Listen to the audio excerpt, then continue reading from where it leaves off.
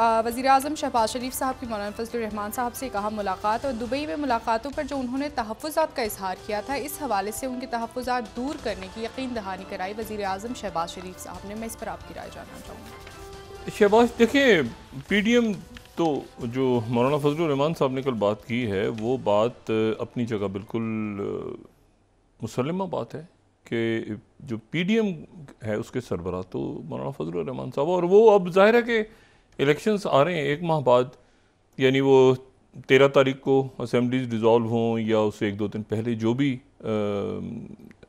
हुकूमत में शामिल जो जमातें हैं वो फैसला करें, यानी 60 दिन या 90 दिन वाले जो भी फार्मूला हो। लेकिन बात तो ये है ना कि उस तरफ तो बढ़ रहे हैं और सब बंदी होनी है जी।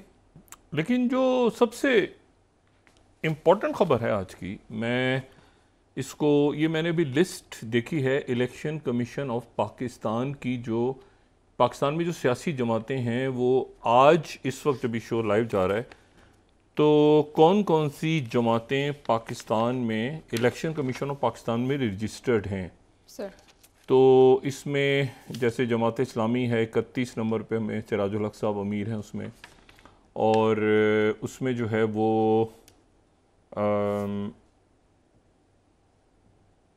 अवामी नेशनल पार्टी है, असफंदियार वली साहब हैं।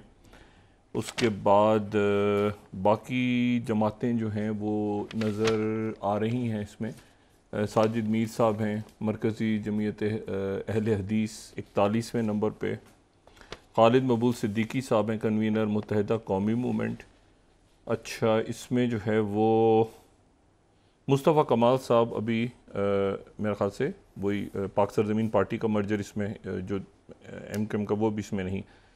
अच्छा, लेकिन इसमें जो एक इंटरेस्टिंग बात है वो बात ये है कि इसमें पाकिस्तान तहरीक इंसाफ नहीं है।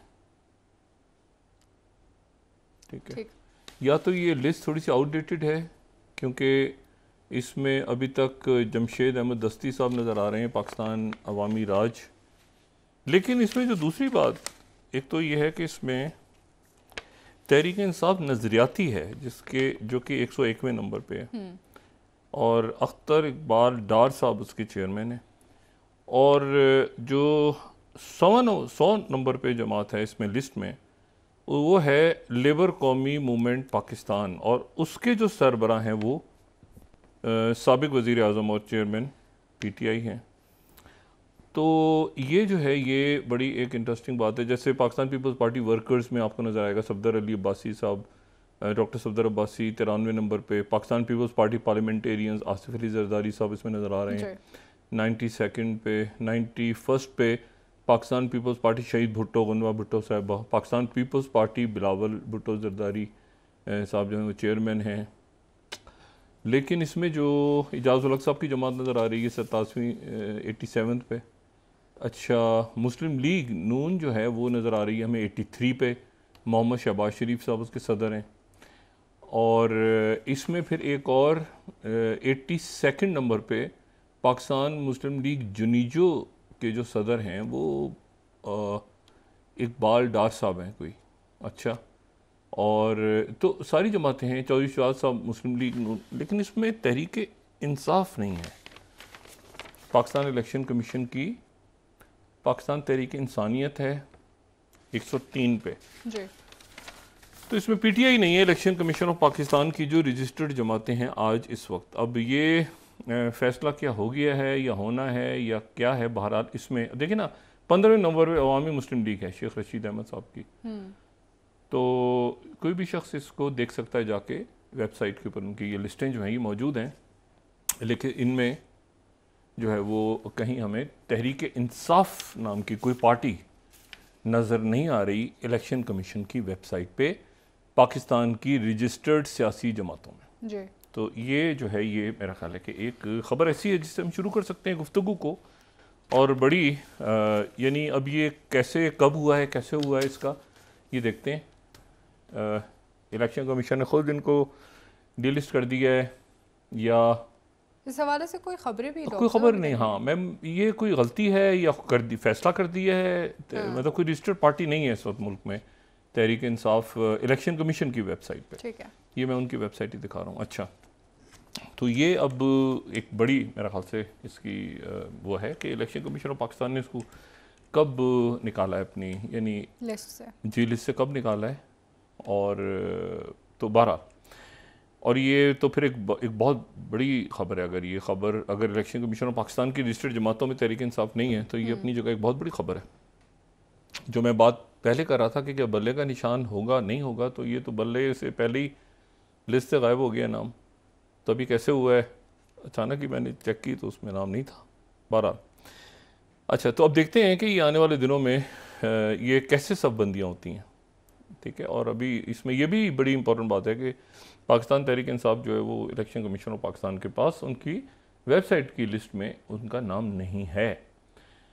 अच्छा, तो इसके ऊपर अब क्या पोजीशन बनती है, अब मतलब ये इलेक्शन कमीशन वाजे करेगा या हमें पता चलेगा कुछ देर तक कि क्या वजाहत आती है या क्या है सिचुएशन।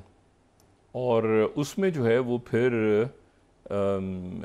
जो मौलाना फजलुर रहमान, देखें मौलाना फजलुर रहमान साहब की नवाज शरीफ साहब की तरफ से ग़ालिबन जो खबरें आई वो ये कि शहबाज शरीफ साहब उनको मनाएं जी। तो इसमें तो मनाने वाली कोई बात नहीं है।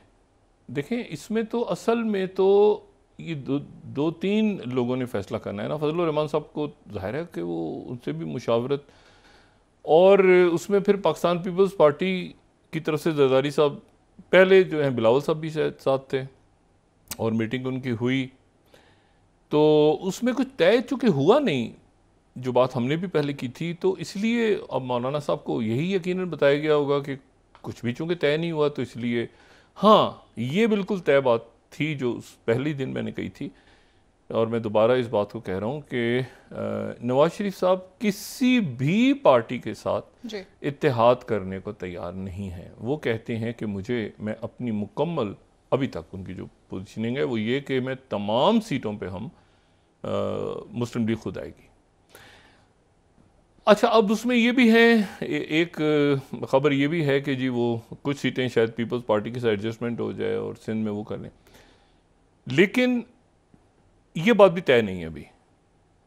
ये बात भी तय नहीं है कि कितनी सीटों पे एडजस्टमेंट्स होंगी और कितनी सीटों पे कैसे क्या होगा, और क्या जो इस्तेकाम पाकिस्तान पार्टी है वो पार्टी क्या पूरी जो है वो उसमें से क्या चंद लोग जो हैं वो उनको नवाज शरीफ साहब या इस्तेकाम पाकिस्तान पार्टी जो है उनको उनके साथ एडजस्टमेंट करेगी, या वो इलेक्शन लड़ेंगे सारे खुद और फिर वो बतौर इत्तेहादी शामिल होंगे पीपल्स पार्टी के साथ या मुस्लिम लीग नून के साथ। तो ये चीज़ें अभी वाज़ेह नहीं है, और ये चीज़ें अभी वाज़ेह इसलिए, उसकी वजह यह है कि अभी हुकूमत है।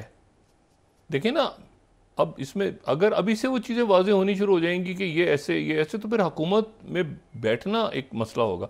मैंने आपसे कहा ना कि ये जो असल में हमारा अरेंजमेंट है ना इस वक्त, ये एक अजब सा अरेंजमेंट है। हाँ, मतलब इसमें अब देखिए ना, मुझे नहीं पता इलेक्शन कमीशन ऑफ पाकिस्तान की इस लिस्ट के बारे में, मैं अभी कोई तबसरा नहीं करना चाह रहा कि ये किसी फैसले के नतीजे में हुआ है या उन्होंने खुद फैसला किया है या क्या हुआ है। इशू ये सारा कि कोई अदालती फैसला है, इलेक्शन कमीशन ने खुद फैसला किया है, वह लिस्ट जो है उसको लोग देख सकते हैं। अभी तक उनकी लिस्ट जो है वो यही है, उसमें तहरीक इंसाफ नहीं है।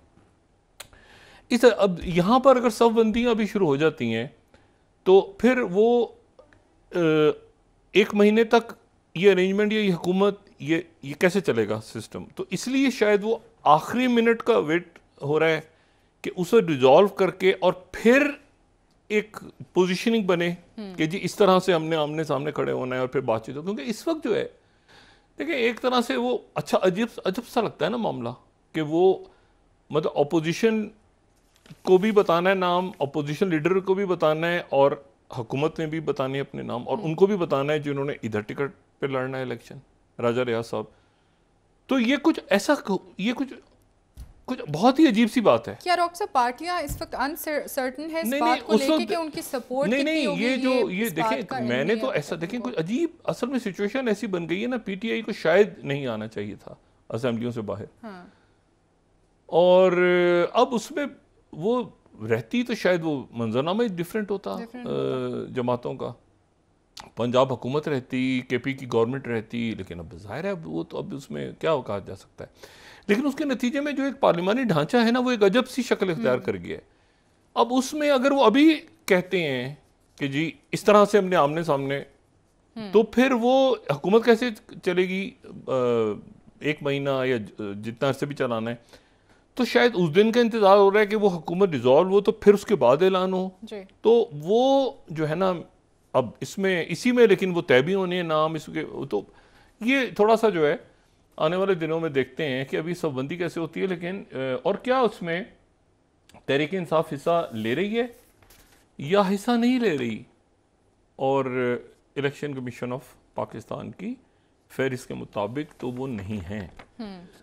तो ये कैसे हुआ है, कब हुआ है, कैसे हुआ है, ये तो इसकी कोई हमारे पास नहीं है अभी तक, इसकी कोई डिटेल नहीं है कि ये फैसला है या एरर है, क्या है। 12 डॉक्टर साहब चौधरी शुजात तो पूरा हुसैन साहब मंजरनामा की चेंज मुलाकात होता हुई है। नहीं, फिर पूरा मंजरनामा चेंज होता है ना पॉलिटिकल। इसका मतलब है कि अगर वो लिस्ट पे नहीं है तो ये इलेक्शन कमीशन ने खुद फैसला किया है, ये सुप्रीम कोर्ट का फैसला है, ये हाई कोर्ट का फैसला है, ये पार्टी कैसे गायब है और या एरर है, क्या है? क्योंकि इसके बाद फिर पूरा वो पॉलिटिकल एक मंजरनामा चेंज होता है अगर ये फहरिस्त इसी तरह से मौजूद है। तो इसका मतलब है तहरीक इंसाफ इलेक्शंस में नहीं है।